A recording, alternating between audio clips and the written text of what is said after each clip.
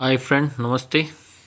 आज हम देख रहे हैं सामाजिक न्याय एवं अधिकारिता विभाग के द्वारा एक महत्वपूर्ण योजना का संचालन किया जा रहा है, मुख्यमंत्री अनुप्रेति कोचिंग योजना। तो आज हम देखेंगे इस योजना के अंदर क्या क्या बिंदु हैं और कौन आवेदन कर सकता है और महत्वपूर्ण बिंदु क्या है।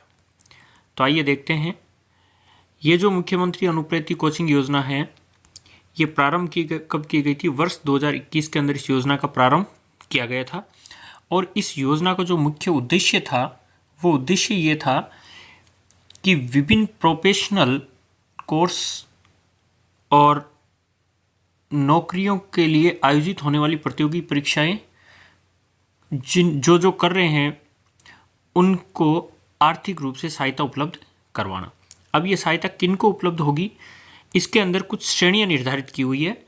श्रेणियां या पात्रता परिवार में क्या है? या तो वो अनुसूचित जाति से हो, या अनुसूचित जनजाति से हो, या अन्य पिछड़ा वर्ग से हो, या विशेष पिछड़ा वर्ग से हो, या अल्पसंख्यक, आर्थिक पिछड़ा वर्ग व विशेष योग्यजन। यदि इन श्रेणियों या पात्र है वो व्यक्ति और इन श्रेणियों के परिवार जिनकी वार्षिक आय या की सीमा 8 लाख रुपए से कम या माता पिता राजकीय सेवा में हो तो पे मैट्रिक्स का लेवल L11 तक वेतन प्राप्त कर रहे हैं, तो वह व्यक्ति इस योजना के तहत आवेदन कर सकता है, यानी कि वो पात्रता रखता है। यानी कि SC, ST, OBC और EBC, अल्पसंख्यक और आर्थिक पिछड़ा वर्ग और डिसेबल जो है, जिनकी आय 8 लाख तक है और माता पिता नौकरी कर रहे हैं तो 11 लाख तक है, तो वो आवेदन कर सकता है। नेक्स्ट, कि इसके अंदर कौन कौन सी परीक्षाओं के तहत उसको कितनी राशि देय होती है, तो हम देखते हैं। देखिए, यदि बच्चा UPSC की तैयारी कर रहा है तो वो प्रतिष्ठित कोचिंग संस्थान से यदि तैयारी कर रहा है तो उसको 75,000 रुपये की राशि दी जाएगी और समय होगा 1 वर्ष। और अन्य संस्थान से यदि वो तैयारी कर रहा है तो 50,000 रुपये। अब यहाँ प्रश्न आता है, प्रतिष्ठित संस्थान क्या है? प्रतिष्ठित संस्थान वो संस्थान होता है जो सरकार ने सर्कुलर जारी किया था अनुप्रेति कोचिंग योजना का, तो उसमें पैरामीटर्स है कि उसने पिछले 3 वर्ष में या 5 वर्ष में प्रथम 100 स्थानों में या प्रथम 300 स्थानों में चयन हुआ हो। अलग अलग संस्थान के लिए, अलग अलग परीक्षाओं के लिए अलग अलग मानक है जो विभाग के द्वारा निर्धारित किए हुए हैं, आपको उसमें नहीं जाना। अगली चीज़ है, यदि RPC की RS वगैरह की तैयारी कर रहा है, प्रतिष्ठित कोचिंग संस्थान से तैयारी करोगे तो 50,000 रुपये और अन्य संस्थान से करोगे तो 40,000 रुपये और इसकी अवधि है 1 वर्ष। यदि सब इंस्पेक्टर या वेतनमान पे मैट्रिक्स 10 व उसके ऊपर की परीक्षाओं की तैयारी कर रहे हो तो 20,000 रुपये, रीट के लिए 15,000, पटवार कनिष्ठ शाही के लिए 10,000 और कांस्टेबल के लिए 10,000। और ये इधर यहाँ पे आपको अवधि दे रखी है कि कितनी कितनी समय सीमा है, उसके अंदर ये दे रखा है। नेक्स्ट है फ्रेंड्स, यही परीक्षाओं के अंदर कि वो इंजीनियरिंग है तो 70,000 रुपये और अन्य संस्थान से तो 55,000 रुपये। और अब इंजीनियरिंग या मेडिकल की तैयारी कर रहा है बच्चा तो वो 2 वर्ष तक कक्षा 11 व 12 के अंदर फ़ायदा ले सकता है। यदि वो क्लेट के लिए है तो 40,000 रुपये और अन्य संस्थान से तो 25,000 रुपये और समय है 1 वर्ष। इसी तरह CAFC या CCSEET है तो प्रतिष्ठित संस्थान से कोचिंग करेगा तो 40,000 रुपये का अनुदान मिलेगा और अन्य संस्थान से करेंगे तो 25,000 रुपये की राशि सरकार के द्वारा दे है। तो देखिए कितनी अच्छी योजना है। यदि बच्चा प्रतिभावान है और पैसों के अभाव में उसकी यदि तैयारी नहीं हो रही है तो वो प्रतिष्ठित कोचिंग संस्थान में प्रवेश ले सकता है और जिसका पुनर्भरण सरकार के द्वारा किया जाएगा, बशर्ते आपका उस वरीयता सूची में या मेरिट सूची में नाम आना चाहिए। अगली चीज़ है, अब उसकी पात्रता क्या क्या है, तो अब हम देखेंगे उसकी पात्रता क्या क्या होनी चाहिए, कौन व्यक्ति इस योजना के तहत पात्र है। तो पात्र के अंदर सबसे पहले तो यह है कि वो राजस्थान का मूल निवासी होना चाहिए। दूसरी, उसकी जो कास्ट कैटेगरी हमने देखी थी, अनुसूचित जाति, अनुसूचित जनजाति, अन्य पिछड़ा वर्ग, अति पिछड़ा वर्ग, आर्थिक रूप से कमजोर वर्ग या अल्पसंख्यक वर्ग का सदस्य होना चाहिए।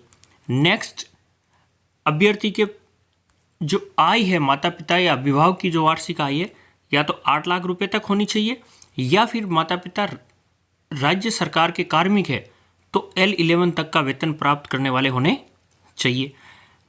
अगली क्या है कि पहले सरकार के द्वारा अनुप्रेती योजना का संचालन किया जा रहा था। देखिए दोनों योजना अलग है, वो अनुप्रेती योजना थी और ये कौन सी योजना है, अनुप्रेती कोचिंग योजना। यदि बच्चे ने पहले अनुप्रेती योजना का लाभ ले लिया है तो फिर वो इस योजना के तहत लाभ नहीं ले सकता। अब हम देखते हैं कि अभ्यर्थी के द्वारा की जाने वाली प्रक्रिया, कि अभ्यर्थी को फायदा लेना है तो वो क्या क्या प्रक्रिया करेगा। तो अपन देखेंगे कि अभ्यर्थी कौन कौन सी प्रक्रिया करे कि वो इस योजना के तहत लाभ ले सके। पहला क्या है, विभाग द्वारा जैसे ही विज्ञप्ति जारी की जाती है तो इच्छुक अभ्यर्थी के द्वारा जो इस योजना के तहत फायदा लेना चाहता है वो ई-मित्रा या SSO ID के माध्यम से अपने जन आधार कार्ड से आवेदन कर सकता है। अभ्यर्थी द्वारा कोचिंग हेतु प्रस्तावित परीक्षा का नाम और सूचीबद्ध कोचिंग संस्थान में से किसी एक का चयन करना होगा। परीक्षा का चयन हेतु जिले में संबंधित वर्ग में लक्ष्य होने पर ऑनलाइन आवेदन दिया जाएगा। तो ये तो प्रोसेस थी जो किसको करनी है, अभ्यर्थी को करनी है। नेक्स्ट आती है कि अब आवेदन ऑनलाइन या SSO ID से वो करता है ई-मित्रा के माध्यम से, तो अभ्यर्थी के द्वारा कौन कौन से दस्तावेज है जो अपलोड होंगे वो देखते हैं। इनमें सक्षम अभ्यर्थी द्वारा अधिकारी द्वारा जारी किया गया मूल निवास प्रमाण पत्र होना चाहिए, क्योंकि हमने कहा था कि इस योजना का लाभ वही ले सकता है जो राजस्थान का मूल निवासी हो। जाति प्रमाण पत्र होना चाहिए, क्योंकि हमने देखा कि जो जिस कास्ट कैटेगरी का है वो उसी के तहत फायदा ले सकता है। स्वघोषित आय घोषणा पत्र, हमने देखा था कि 8 लाख रुपए की आय या L11 का जो दे रखा है बाउंडेशन उसके आधार पे होना चाहिए। उसके बाद अभ्यर्थी का जनाधार कार्ड होना चाहिए और आधार कार्ड होना चाहिए, और बैंक खाते और IFSC कोड वो उसके पास होना चाहिए। तो इससे हमें पता चल गया कि मूल निवास, जाति, आय, जनाधार कार्ड, आधार कार्ड और बैंक डायरी अपने पास होनी चाहिए। किसके लिए, आवेदन करने के लिए। अब नेक्स्ट और क्या चाहिए अपने को दस्तावेज, उनमें चाहिए 10वीं व 12वीं की अंक तालिका।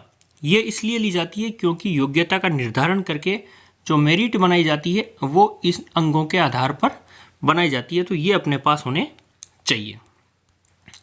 अब इस योजना का एक सबसे बड़ा फायदा ये है कि अभ्यर्थी यदि किसी दूसरे शहर में जाकर के और कोचिंग करता है तो उसके लिए यदि वो प्रतिष्ठित संस्थान से है, किसमें है, प्रतिष्ठित संस्थान में, देखिए इंपॉर्टेंट चीज़ है कि वो किसमें है, प्रतिष्ठित संस्थान से कोचिंग प्राप्त कर रहा है, तो सरकार के द्वारा आवास और भोजन के लिए वर्ष में 40,000 रुपये की अतिरिक्त राशि उपलब्ध करवाई जाएगी, बशर्त उन्हें एक कोचिंग के लिए अपना आवास छोड़कर किसी अन्य शहर में इस कोचिंग के लिए आकर रहना पड़ रहा है।